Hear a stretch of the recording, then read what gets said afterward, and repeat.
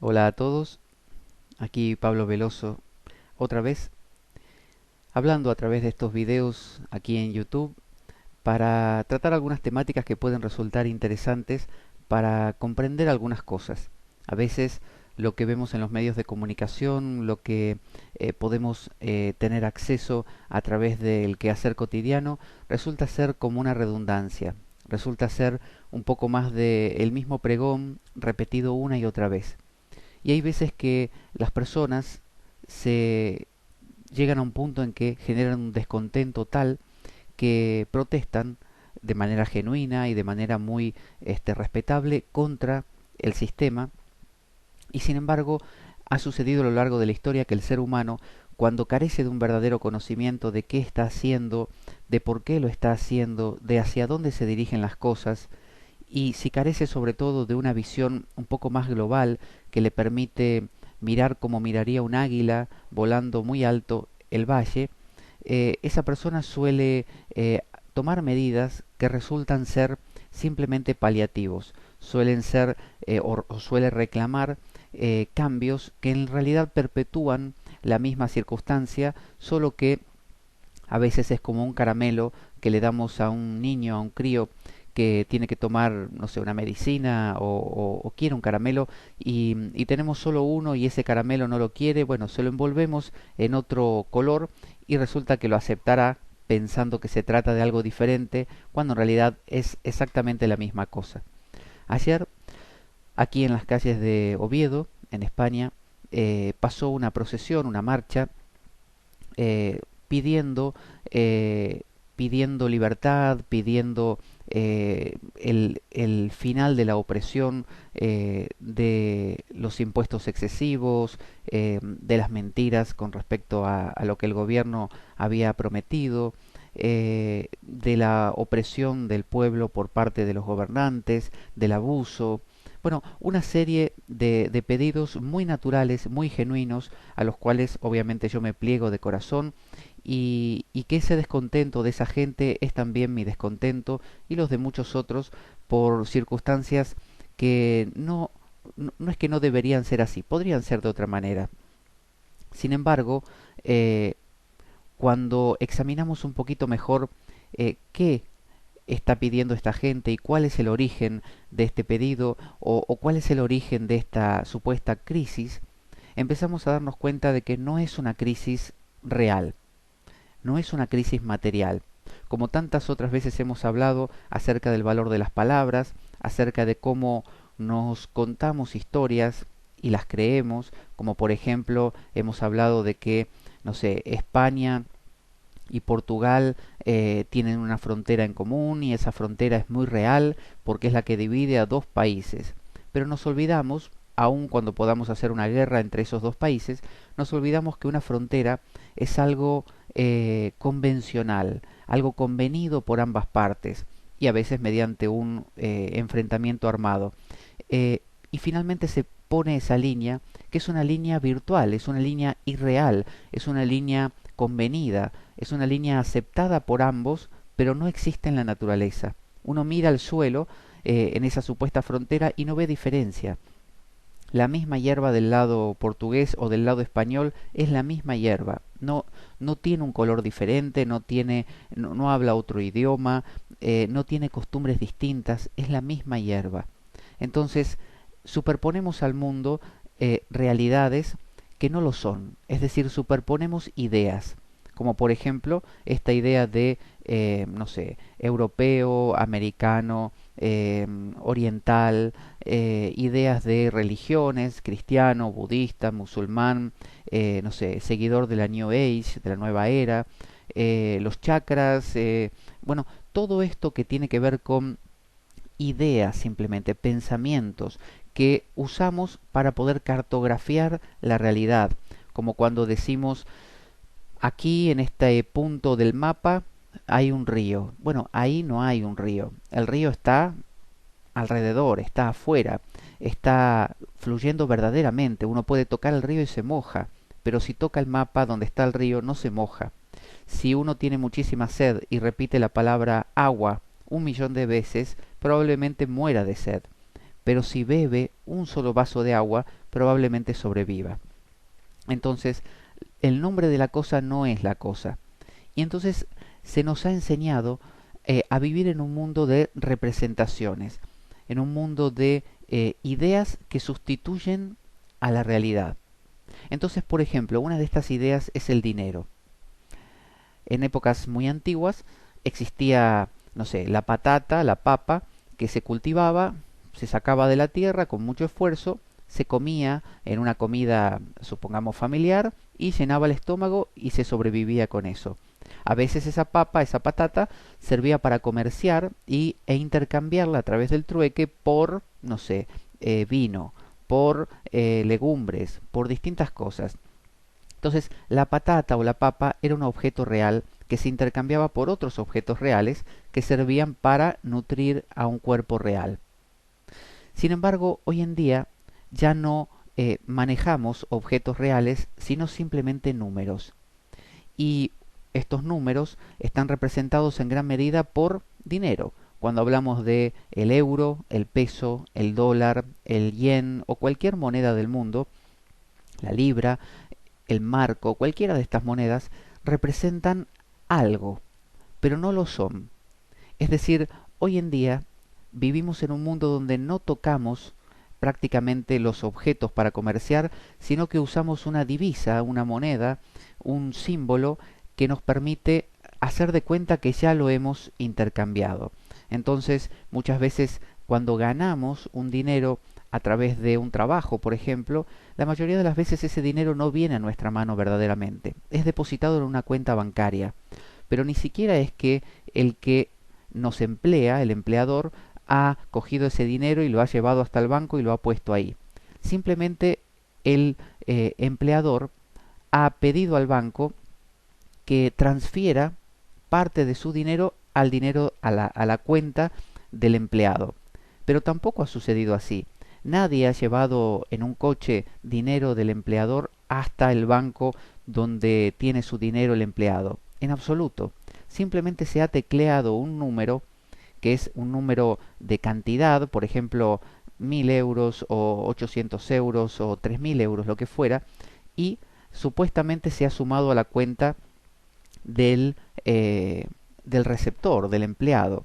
Y de esa manera el empleado dice, ahora tengo 1.000 euros más. En realidad no los tiene en su mano, no los toca. Simplemente ahora es un número que tiene en ese banco. Y cuando quiere hacer una compra, por ejemplo con su tarjeta de crédito, se le debita, se le quita de ese número otra vez, pero de un número, no de algo que él tenga verdaderamente. Ya no es la patata que él se la da al otro y le dan a cambio un pato, por ejemplo. 1 kilo de patatas por un pato. No, ya no son objetos que él pueda tocar. Ahora es todo virtual.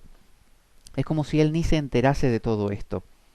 Y en el interín, aquellos que hacen estas transacciones, estos intercambios, que aparentemente tan gentilmente nos ayudan a tener un mundo más ordenado y más limpio y nos evitan esto de estar caminando con una bolsa de monedas que nos pueden robar con la consiguiente violencia. Bueno, estos son llamados los bancos. Y estos bancos lo que hacen es sumarle a nuestro dinero lo que se llama un interés. A este dinero que tampoco es real, es virtual. Y operan con este dinero virtual nuestro, haciendo compras y ventas y generando más números, generando más subdivisiones a la hora de prestar, por ejemplo, lo que se llama el crédito, y así entramos en un mundo donde no existen objetos reales, sino objetos virtuales. El banco crea nueva moneda, pero no en papel, eso lo crea solamente el Estado, lo crea a través de poner un número en un ordenador. Y cuando nos presta ese dinero, nos da el crédito, que además tiene intereses, nos da un crédito generándolo de la nada por completo. No usa su propio dinero, sino que es como una promesa, algo virtual. Esto vale por... y el banco nos lo da. Y nos cobra un interés, algo más que tenemos que poner nosotros a la hora de devolverlo. Entonces, para no entrar en detalles demasiado técnicos, imaginen que se genera un mundo no real de intercambios verdaderos, sino virtual. un mundo donde existe aquella cosa llamada la economía y el balance de esa economía, donde se puede aumentar en tal cantidad el dinero o la divisa que hay en la calle que pierde valor y entonces se producen o booms, por un lado, cuando hay demasiado crédito, y ese es el boom que le llaman la burbuja inmobiliaria, la burbuja de lo que fuese. Entonces, aparentemente la economía tiene un boom, es decir, un crecimiento exagerado. Cualquier persona puede tener créditos y cualquier persona puede comprar coches, casas y lo que fuera. Pero ¿qué sucede? Esa, ese crédito no es algo real. No le dieron a la persona un pato, un kilo de patatas en la mano. Lo que le dieron fue un número. Y ese número es algo que no existe en la realidad. Y por el hecho de no existir y de dar demasiados de esos números para comprar cosas que sí son reales, como por ejemplo el coche y la casa, ocurre que al haber demasiado pierde valor. Y después ocurre lo que se llama una depresión. Y ahí es cuando decimos, después de la burbuja viene la crisis. Y estamos en una profunda crisis y no podemos salir de ella. Pero en realidad uno mira los árboles frutales y siguen dando manzanas. Están los trabajadores que recolectan esas manzanas. Como todos los días, pueden levantarse por la mañana, pueden hacer su trabajo, tienen ganas de hacerlo, quieren hacerlo para tener que comer. Están las vacas que dan leche y carne también, están las gallinas que ponen sus huevos, como siempre, la tierra hace crecer la hierba, las zanahorias, las patatas y todo lo que existe sigue estando ahí. El sol da calor, el mar da peces, todo tal como estaba. Entonces, ¿qué es lo que ha cambiado ahí? ¿Dónde está la crisis? La crisis es una crisis simbólica, simplemente porque vivimos en un mundo de símbolos. Así como elegimos rotularnos simbólicamente como, no sé, trastorno obsesivo compulsivo, tengo TOC, tengo depresión, tengo, no sé, fobia, tengo paranoia, tengo psicosis, soy un pecador, soy un, no sé, un caído, soy una mala persona. Así como nos gusta rotularnos con palabras y creer que son realidades, que describen cosas verdaderas, y en realidad lo único que hacen es contar una historia. Y así como podemos tener un gran conflicto interior solamente de símbolos, es decir, si yo me considero a mí mismo un perdedor, voy a tener un gran conflicto y un trauma y gran sufrimiento, pero no un sufrimiento verdadero, porque no lo soy, no soy un perdedor. Eso es una idea nada más, subjetiva totalmente. Quizás yo piense que soy un perdedor y otro me mira a mí y piensa que soy un ganador. Entonces, ¿qué soy verdaderamente? Ninguna de las dos cosas, porque cualquiera de esas dos cosas son meras opiniones. Entonces, las palabras son nuestra cárcel. Y hemos elegido tener, aunque también, bueno, está la opción o la idea o la propuesta que tienen algunos de como una especie de conspiración global para manipular al mundo. Es posible, la mente humana a veces tiene esos intereses, pero supongamos que es algo espontáneo, algo que ha sucedido así, que se ha venido dando así. Y hemos elegido, supongamos, o se ha dado así, crear un mundo donde el símbolo es más importante que lo real. O sea, lo que representa, el símbolo, el representante de, es más real que lo representado. Entonces, el río, no sé, Ganges o Támesis es más importante que el Támesis verdadero o que el Ganges verdadero. Entonces hablamos de el nombre, el río Támesis, el río Ganges, o la depresión o el depresivo, más importante que la persona que hay detrás, totalmente desconocida para nosotros, porque la estamos rotulando y no viendo, solamente vemos el rótulo. Entonces, es como si tuviéramos una pantalla delante de nuestra vista y no vemos exactamente lo que hay, sino lo que pusimos delante de lo que hay. Y vivimos en un mundo de, como le llaman los hindúes, maya, ilusión. Maya significa medida, medir. Entonces, no vivimos en un mundo verdadero, sino en un mundo que le hemos superpuesto una cuadrícula, ¿no?, de medidas, donde podemos decir, ah, esta es la cuadrícula A23, esta es la cuadrícula no sé, X44, desde la A23 a la X44 hay que pasar por esta y esto lleva un tiempo determinado y surge la idea de tiempo, de espacio, surge la idea de división y de mejor y peor también. Con el dinero sucede lo mismo.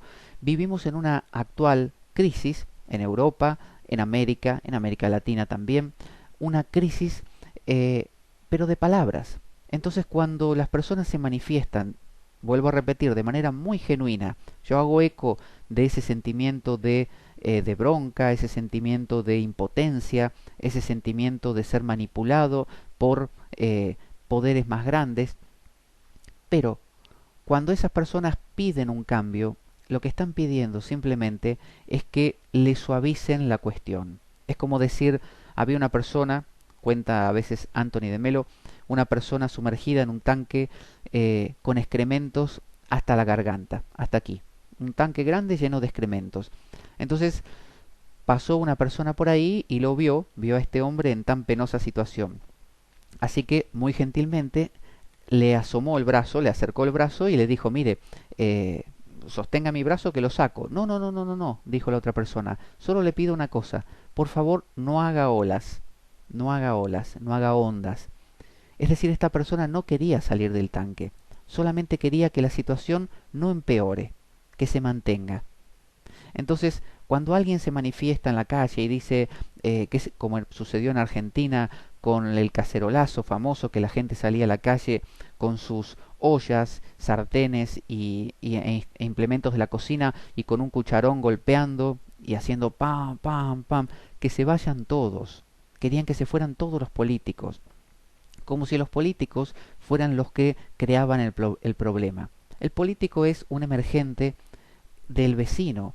Uno o el vecino es el que en el futuro va a ser el político. Y el político, ¿qué es lo que va a hacer o lo que va a prescribir? Lo que aprendió. Y lo que aprendió es un mundo simbólico. Le enseñaron desde pequeño que valía más el símbolo que lo verdadero. Por ejemplo, vivimos en un mundo donde tener 5 coches es muy importante.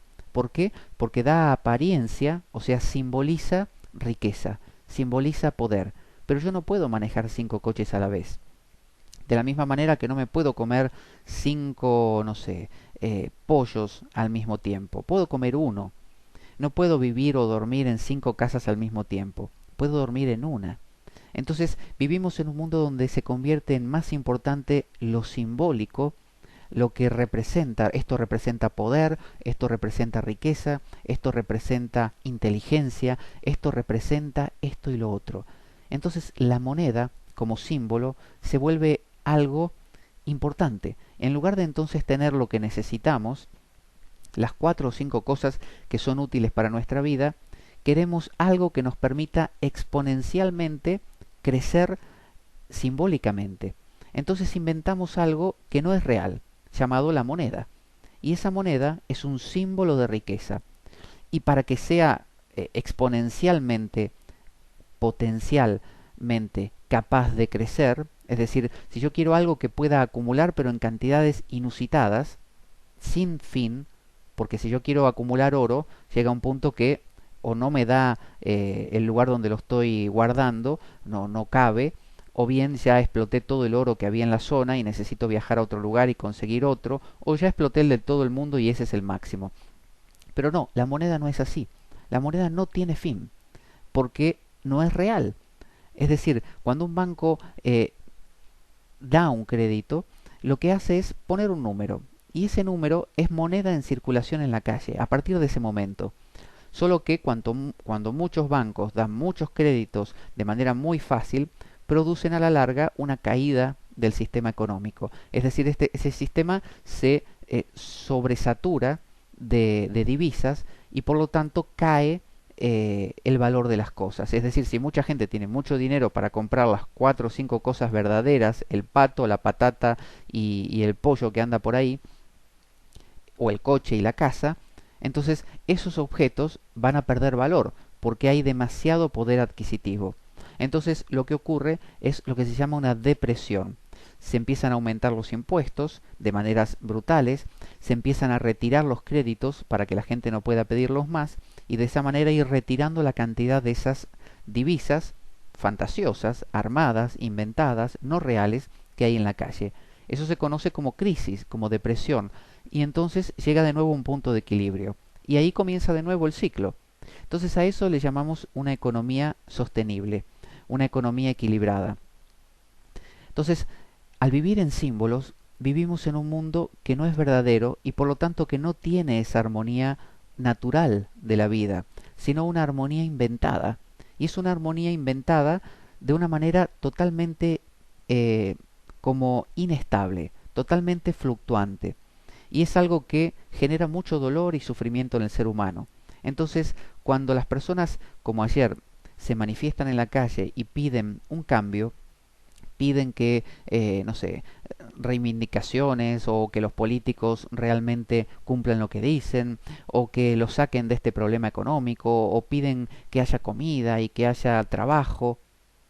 No se puede pedir peras al olmo, no se le puede pedir trabajo, no se le puede pedir tener todos el suficiente dinero para comprar las cosas cuando el propio sistema que se está utilizando genera eso. En realidad, esa gente, si observara con un poco más de cuidado todo el panorama, se daría cuenta que el problema no está en lo que necesita conseguir, porque ya lo tiene, está ahí. Es decir, los árboles frutales están ahí, las vacas están ahí, los pollos están ahí, la mano de obra de la gente está ahí, los seres humanos son los mismos, los coches y las casas están ahí. El único conflicto y crisis es en la moneda, es en la confianza virtual que se ha depositado, o la confianza real que se ha depositado en algo virtual, en algo que no existe. Entonces, si tiene que haber un cambio verdadero, ese cambio solo puede venir de soltar un mundo donde vivimos en lo simbólico. Quizás tarde o temprano la moneda así generada por los bancos empiece a desaparecer, lo que se llama el crédito, y existan transacciones uno a uno, transacciones como antes en el pasado que se prohibía la usura, ¿no? En la Biblia, en muchas religiones, se penaliza la usura, es decir, prestar con un intermedio o con una obtención de una ganancia por ello. Entonces se propone solamente prestar y lo que se presta que sea un objeto real y que luego sea devuelto en su momento. Pero si se empieza a jugar con el interés, ¿no? Eso genera no solo tensiones y presiones, sino un desbalance, porque ya no hay un objeto por otro, ya hay un objeto por otro más una divisa falsa, una divisa fantasiosa. Y cuando son los bancos los que hacen estos préstamos, es decir, no prestan el pato, la casa o el coche, sino lo que prestan es el dinero para comprarlo, y el dinero no es algo real. El dinero, no sé, la paz, el amor, España, Italia o Francia, son ideas. Hombre, mujer, cristiano o budista, son ideas. No existe un budista en todo este planeta. No existe el planeta. Lo que existe es, o esto. Esto es verdadero. Pero no esto que puedo yo llamar con un nombre. Aplauso. No. Es esto. La vida misma. Entonces, ¿no hay que usar símbolos? Sí, usémoslos, pero no los creamos. Y cuando los símbolos están siendo usados de maneras que son nefastas, como por ejemplo esto del crédito, de crear divisas de la nada, de generar una idea de que viviendo de símbolos y manipulando símbolos de manera desordenada para obtener cosas que sí son reales, nos va a dar eso equilibrio, como por ejemplo como pasa con el dinero, terminamos mal. Entonces, hacer una manifestación como la de ayer, descontento de la gente, muy bien. Protesta, muy bien. Pedir que haya cambios, más que pedir que haya cambios es generar un cambio. ¿Cómo se genera un cambio? Con la comprensión. Los cambios no se generan con la presión o con la violencia. Los cambios se generan entendiendo. En Roma se decía para el pueblo pan y circo. Una persona estúpida, una persona adormilada, una persona hipnotizada, una persona dormida, es una persona manipulable. Es una persona a la cual se le vende una realidad muy fácilmente. Entonces, si queremos un mundo con un poco más de equilibrio, entonces no vivir en base a los símbolos o usarlos de maneras un poco más armoniosas, y eso se basa en entender qué es un símbolo. No es algo real, es una convención de palabras.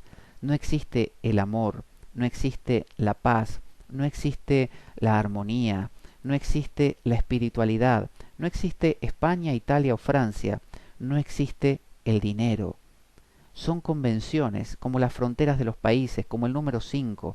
Entonces, queremos contar cosas, usemos los números, pero no creamos que son reales y no nos volquemos a ellos de una manera tan brutal y tan absoluta que llegue un punto que nos demos cuenta que estamos pisando en el aire y nos caigamos al precipicio.